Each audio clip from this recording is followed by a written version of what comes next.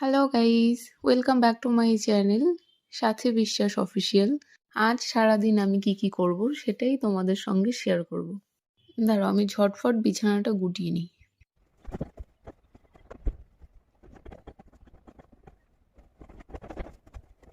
আমার কিন্তু বিছানা গোটানো কমপ্লিট। এবারে আমি চলে যাচ্ছি ফ্রেশ হতে। আমি ফ্রেশ হয়ে চলে এসেছি। আমার হাত মুখ ধোয়া কমপ্লিট। আজকে সারাদিন প্রচুর কাজ। আজ হচ্ছে আমার দাদুর দিবসী। এবারে আমি ক্যামেরাটা সেট করে নেব, কিন্তু কোথায় রাখবো বুঝতে পারছি না। যেখানেই রাখছি মুখটা কেমন কালো কালো আসছে। দাঁড়াও আমি ক্যামেরাটা ভালো মতো সেট করে নিই। এতক্ষণ খোঁজার পর কোনো জায়গা পেলাম না, দিয়ে এখানেই আমাকে ফোনটা সেট করতে হলো। এবারে আমি মুখে একটু ময়েশ্চারাইজার মেখে নেব। দেখো আমার ঘরে লাইটটা জ্বলছিল, ওখান থেকে আলো আসছে, আমাকে ঠিকঠাক ভালো মতো দেখাই যাচ্ছে না। আজকে আমার প্রচুর কাজ, কারণ আজ আমার দাদুর দিবসী। এখন আমি ঘরটা ভালো মতো গুছিয়ে নেব। ঘরে একটু মাকড়সা পড়েছে, তাই আমি এটা দিয়ে পরিষ্কার করে নেব। এটা কি বলে আমি সঠিক জানি না, তোমরা জানলে আমাকে কমেন্ট করে জানিও। আসলে পাকা ঘরে মাকড়সা পড়লে লাইট অন করলে খুব বোঝা যায়। আর বাড়িতে আজকে প্রচুর লোক আসছে, সে কারণে আমি ঘরটাকে একটু ভালো মতো পরিষ্কার করে নেব। ক্যামেরাটা সেট করার আমি জায়গায় খুঁজে পাই না। যেখানেই হেলান দিয়ে রাখতে যাচ্ছি শুধু ফোনটা পড়ে যাচ্ছে। কোথায় যে রাখি, তার কারণে আমি একটা বালিশ নিয়ে সেখানে হেলান দিয়ে রেখে দিলাম। এবারে আলমারিটা গুছিয়ে তারপর ঘরটা ঝাড় দিয়ে তোমাদেরকে পুরো ঘরটা দেখাবো। ওই যে দেখতে পাচ্ছ ওপরের ছবিটা, উনিই আমার দাদু, ওনারই আজ দিবসী। এই দেখো পুরো ঘরটা ক্লিন হয়ে গেছে। তোমাদেরকে দাঁড়াও পুরো ঘরটা ঘুরে দেখাই, দেখতে পাচ্ছ? এবারে আমি ঘরটা মুছবো, দেন স্নানে যাব।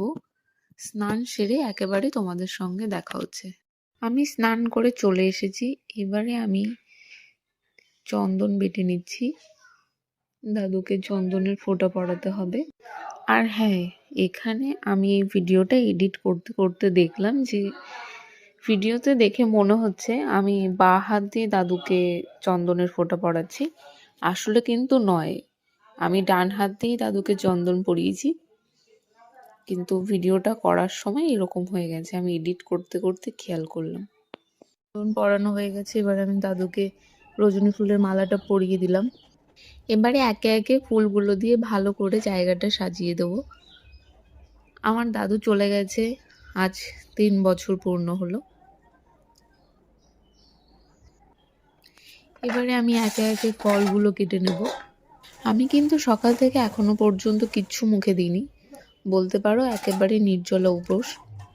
কারণ আজকে প্রথমে আগে দাদুকে খাওয়াবো, তারপর আমরা সকলে খাবো।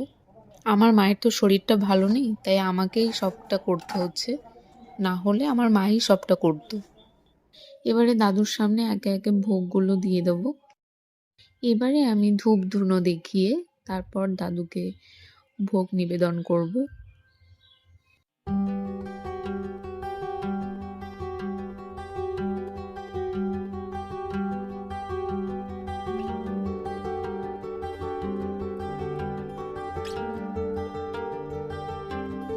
এরপর আমি ছটফট রেডি হয়ে নিলাম একটু ঘুরতে যাব বলে।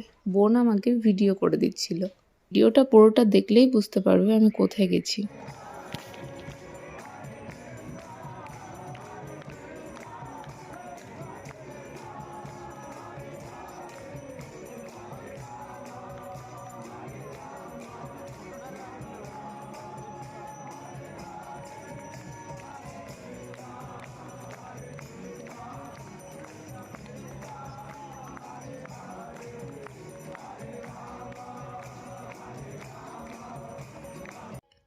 আমি চলে এসেছি বাড়ি।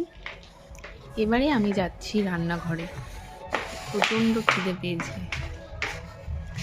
আসলে আসতে লেট হয়ে যাবে বলে বাইরে কিছুই খাওয়া হয়নি, তাই আমি এখন একটু ম্যাগি বানিয়ে নেব। দেখতে থাকো।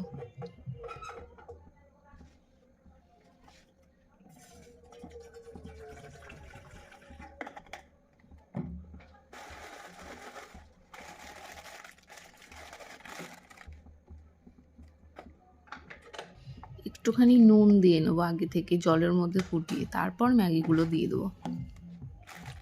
তোমরা কে কে ম্যাগি খেতে ভালোবাসো? আমার কিন্তু ইপিটা একদম খেতে ভালো লাগে না, আমি ম্যাগিটা বেশি ভালোবাসি। কিন্তু মা অনেকগুলো নিয়ে এসছে তো, তাই এখন এটা দিয়েই কাজ চালাচ্ছি।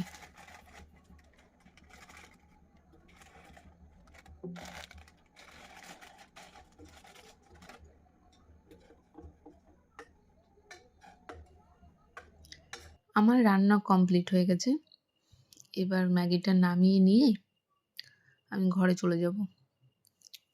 খেতে খেতে তোমাদের সঙ্গে দেখা হবে। দেখো ম্যাগিটা কেমন বানিয়েছি। আমি কিন্তু খুব একটা ঝোল রাখিনি, শুকনো শুকনোই বানিয়েছি। আমি চলে এসেছি ঘরে। এবারে দেখো ম্যাগিটা আমি ঠান্ডা করে নিচ্ছি। প্রচণ্ড গরম, আমি একবার অফ ক্যামেরাতে মুখেও দিয়ে ফেলেছিলাম, আমার জিভ পুড়ে গেছে। আমি ফ্যান অন করে ঠান্ডা করে নিচ্ছি, আমার ধৈর্য নেই আমি কতক্ষণে মুখে দেবো, এই কারণে ফ্যানটা অন করে নিয়েছি। তোমরা কেউ খাবে? আমি কিন্তু অনেকটা বানিয়েছি, তোমরা যদি খেতে চাও তাহলে কমেন্ট করো। আজকের মতন এইটুকুই, দেখা হচ্ছে নেক্সট ভিডিওতে। তোমরা সবাই সুস্থ থেকো, ভালো থেকো, বাই বাই।